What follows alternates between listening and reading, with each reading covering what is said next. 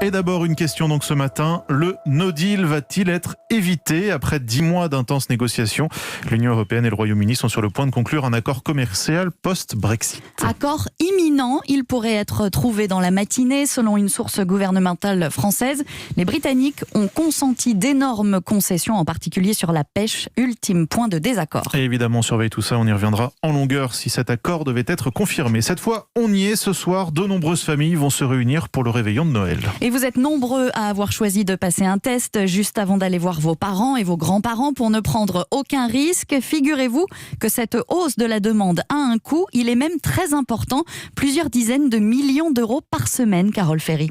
Alors, il n'y a pas encore de chiffres précis, mais le réseau de laboratoires Biogroup le confirme. Il y a bien eu un pic de tests PCR ces derniers jours.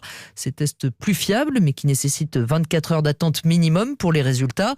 Pareil pour les tests antigéniques, plus aléatoires, mais avec un résultat en un quart d'heure.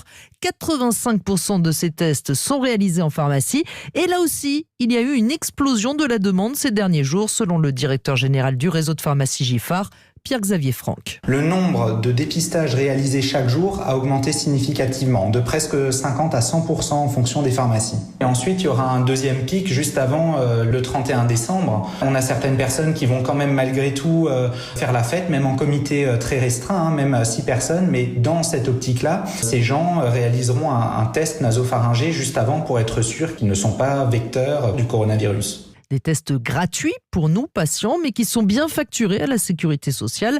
34 € pour un test antigénique, 74 € pour un PCR.